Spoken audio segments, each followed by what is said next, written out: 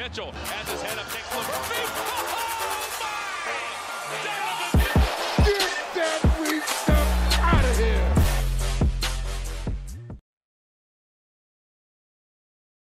But let's move in and talk about that core, because Evan Mobley is back after his knee injury and kind of looks better than he ever did before. He's had a really, really strong return after that injury. And I know Ben is a huge Evan Mobley fan. So I want to ask you, how high are you on Evan Mobley, and where do you see his long-term ceiling? I am quite high on Evan Mobley for sure. And I agree that he's been excellent in the games that he's looked back, even like a game like the Kings game the other night where he didn't like score as much. He was obviously like an awesome passer in that game, super impactful on defense. And I think the improved spacing, the better role players is going to be really helpful for him to continue to find his stride. Like his chemistry with Garland has always been good. I think there's going to be some stuff with Strus, but yeah, I still believe in Mobley a lot. Like, I think it's easy to forget how young he is because of how long it feels like he's been around, and the fact that he's been like one of the best defenders in the league since like the second he stepped in. And there's still so many like big areas that he can improve despite being a very good player. Like his scoring in like 8 to 12 feet being a very notable one. Like, I don't necessarily think he has to become a 3-point shooter to be like viable as a great offensive player.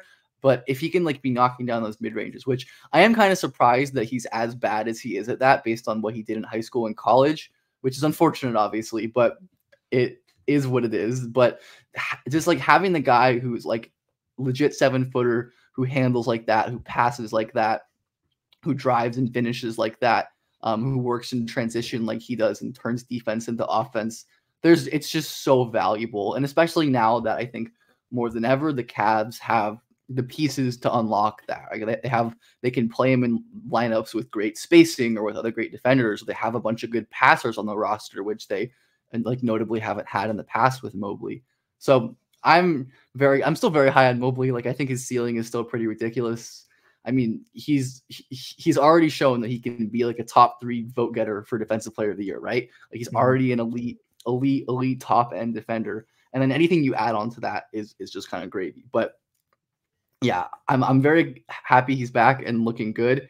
The low pickup rip throughs that he's pulled out in a couple of these recent games, absolutely sick. Like, where did that come from? But looks like he was working on that while he was gone. Which keep busting out new moves. Like let's see it. Let's see it. I agree. Let's see how crazy this can get. If he can start doing sham gods like Wemby, I mean, maybe people will finally start to see what I've been seeing. But I agree with everything you said. I'm glad you mentioned the 3-point shooting, because I was going to ask that. A lot of people view Mobley's 3-point shot as like the X factor in his development. I kind of think it's more of like a cherry on top, really, because I think, especially if he starts making those mid-range shots, I'm not really concerned about the 3-point shot at all if he can do that.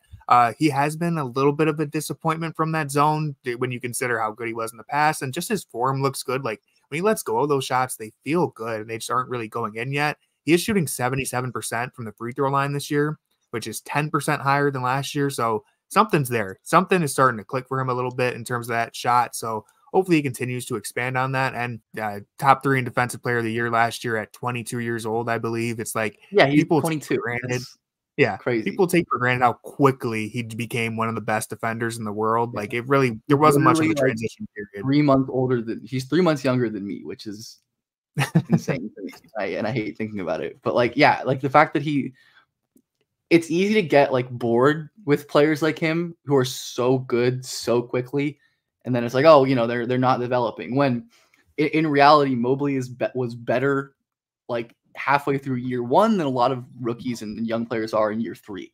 Like, yeah, exactly. I mean, that's well said. And I think we take for granted his fluidity for a 7-footer because we see Wembanyama and Chet now. It's like, you're not supposed to do a rip through move at that size. Like, you're not supposed to be that good moving off the dribble. Corey, where are you at in Mobley's development? What have you been seeing from him?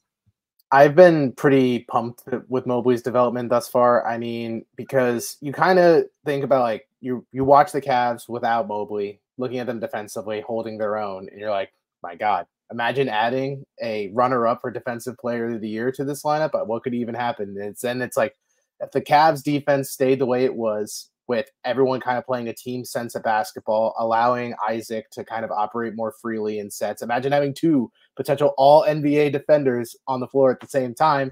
And then you see Mobley just kind of doing a freelance thing, moving around, causing disruption in the center, and then creating a transition off of it. I mean, how many players in the league can you see rip through the ball and then just take it up the court and just decide, you know what, this is a one-man fast break. Let's just clear a lane and just do it in 3 dribbles or less. I mean, maybe you would say that's like a Giannis-esque skill, and the fact that Mobley is even showing those flashes is just, it's like jaw-dropping at times. You kind of just, like Ben said, because the expectations were so high coming out, you kind of, like, because he matched those expectations, it's not as exciting as being surprised that someone is, like, rising to that level so early.